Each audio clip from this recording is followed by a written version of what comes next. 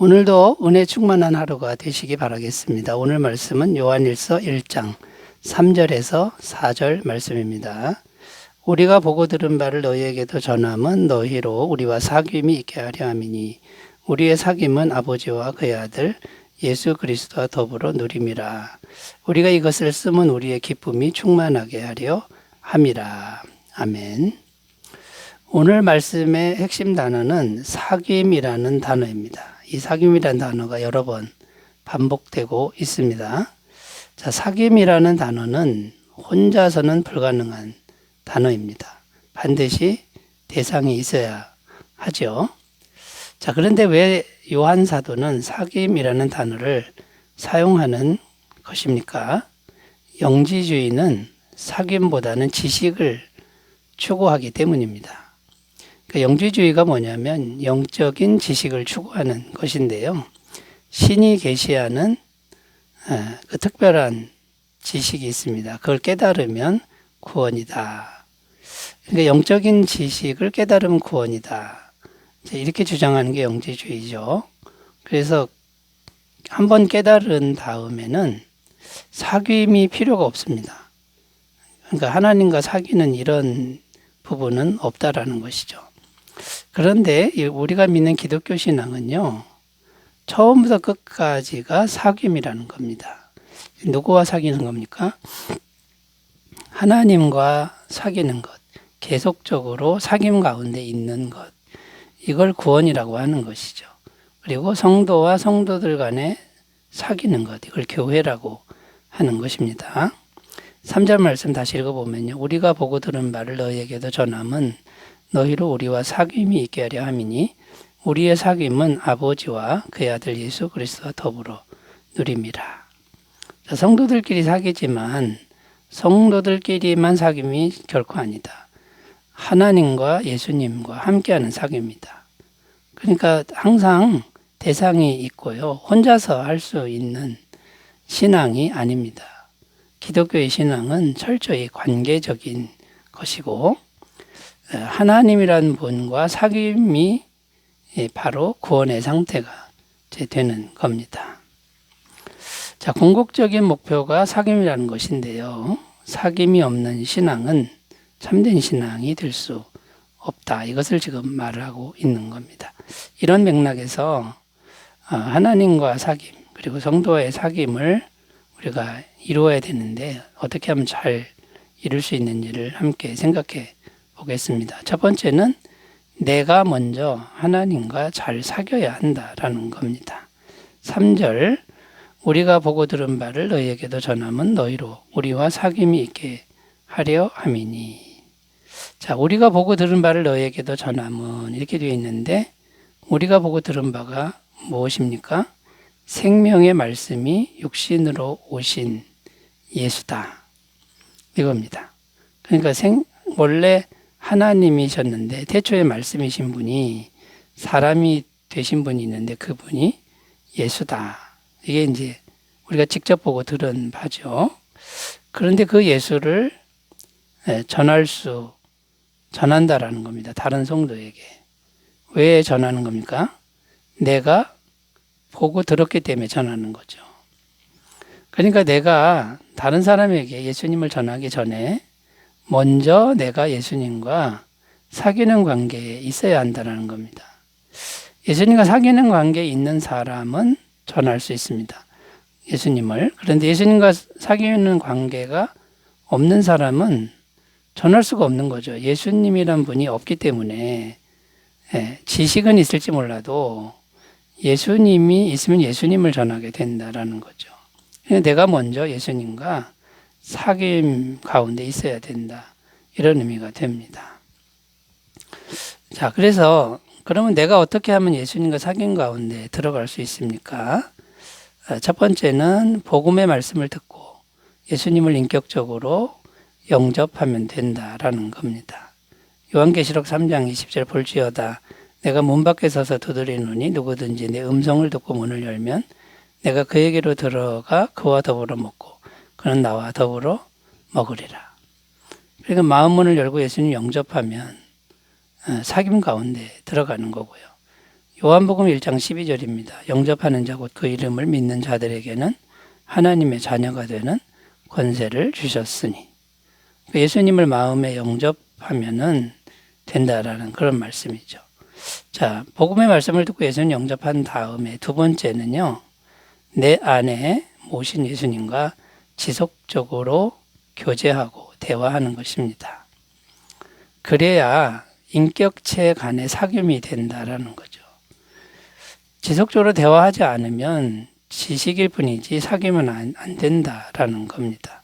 빌립보서 4장 6절 아무것도 염려하지 말고 다만 모든 일에 기도와 간구로 너희 구할 것을 감사함으로 하나님께 아뢰라. 모든 일에 아뢰는 일을 하는 것이 지속적으로 교제하는 것이고요. 데살로니가서 5장 17절에도 쉬지 말고 기도하라. 그러니까 계속 기도하라. 계속 사귐 가운데 있어라. 이렇게 말씀하고 있는 겁니다. 그래서 우리가 참된 신앙, 사귐의 신앙으로 나가기 위한 첫 번째가 뭐냐면 내가 먼저 하나님과 사귐 가운데 있어야 되는데 우리 모두 이런 사귐의 관계를 잘 가꾸셨으면 좋겠습니다. 자, 두 번째로 가보겠습니다. 어떻게 하면 사귐의 관계를 잘 만들 수 있느냐면요, 지식과 더불어 예수님과의 사귐을 전해야 한다라는 겁니다.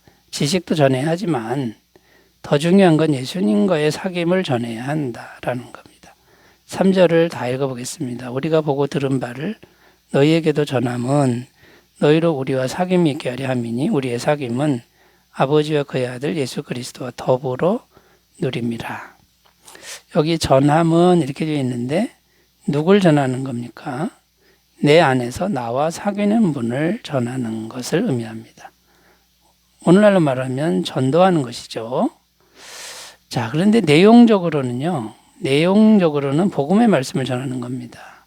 태초에 있는 생명의 말씀이 사람이 되셔서 십자가에 피 흘려 죽으셔서 영원한 죄사함을 이루어 놓으셨다.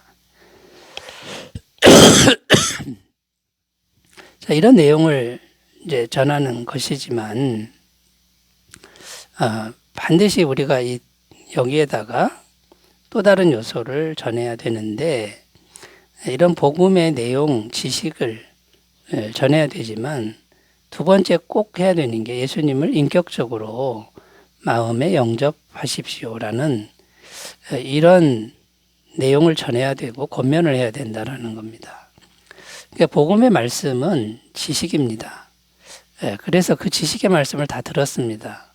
그런데 거기서 끝나면 안 되고 예수님을 마음에 영접하십시오. 인격적으로 영접하고 지속적으로 기도하고 대화를 나누십시오.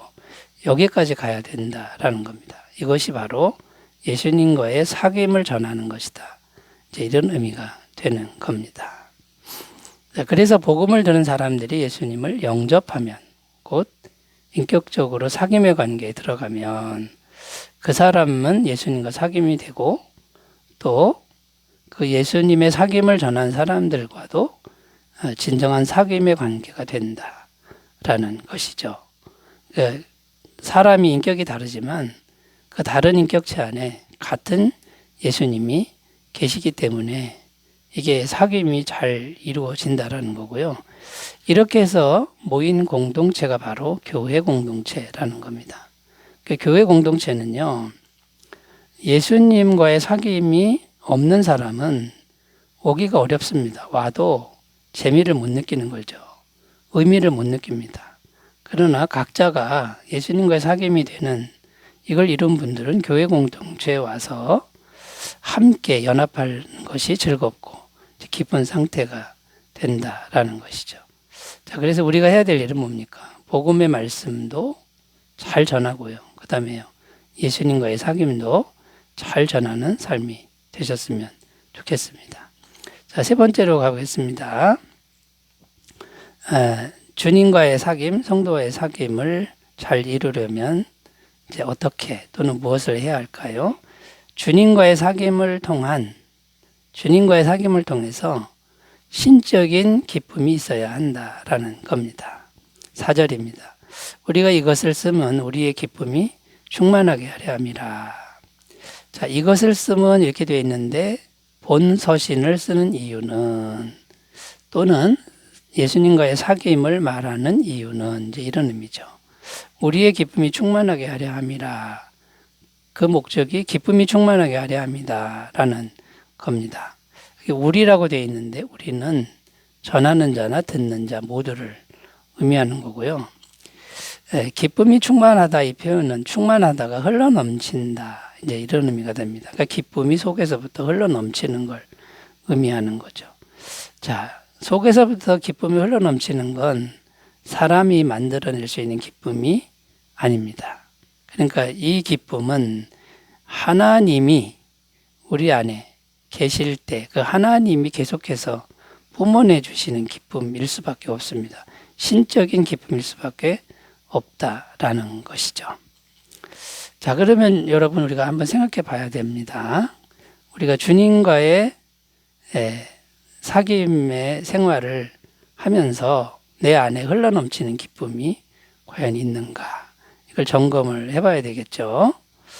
만약에 주님과의 기쁨이 흘러넘치지 않는다 그러면 그 주님과의 사귐의 관계가 잘 안 되고 있는 것이고 아니면 사귐이 아니라 지식이나 교리 쪽으로 치우친 경우가 많다라는 것. 이것을 우리가 유념하셨으면 좋겠습니다. 자, 그래서 우리는 계속해서 예수님과 진실되게 사귀어야 되는데 예수님과 사귀면 예수님의 기쁨이 우리 안에서부터 흘러넘치게 된다라는 것을 꼭 기억하셨으면 좋겠습니다. 자, 그런데 여기서 한 가지 더 강조하고 싶은 게 뭐냐면 그 예수님의 기쁨은요, 현실적으로 고난이 극심할 때에도 그 기쁨은 흘러넘친다라는 겁니다. 왜냐하면 그 기쁨은 환경에서 오는 기쁨이 아니기 때문인 것이죠.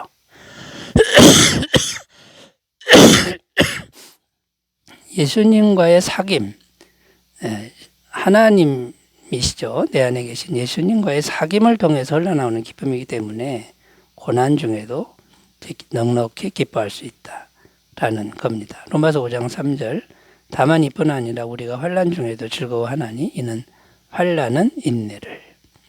그러니까 환난 중에도 즐거워할 수 있는 비밀이 되는 거고요. 베드로전서 1장 6절 7절 그러므로 너희가 이제 여러 가지 시험으로 말미암아 잠깐 근심하게 되지 않을 수 없으나 오히려 크게 기뻐하는도다. 너희 믿음의 확실함은 불로 연단하여도 없어질 금보다 더 귀하여 예수 그리스도께서 나타나실 때 칭찬과 영광과 존귀를 얻게 할 것이니라. 자, 시험이 오는데 시험이 와도 잠깐 근심하죠. 그러나 크게 기뻐한다. 그 크게 기뻐하는 것은 예수님이 속에서 흘러넘치는 기쁨을 계속 만들어 주시기 때문이다 라는 겁니다. 자, 여러분 참신앙은 이제 지식도 아니고 환경도 아니고 하나님과의 사귐이다. 여기서부터 신적인 기쁨을 공급받는 은혜가 있으시기 바라겠습니다. 기도합니다. 하나님 아버지, 우리 안에 참 기쁨이 넘치게 하여 주옵소서. 예수님의 이름으로 기도드립니다. 아멘. 은혜 충만하시기 바라겠습니다. 감사합니다.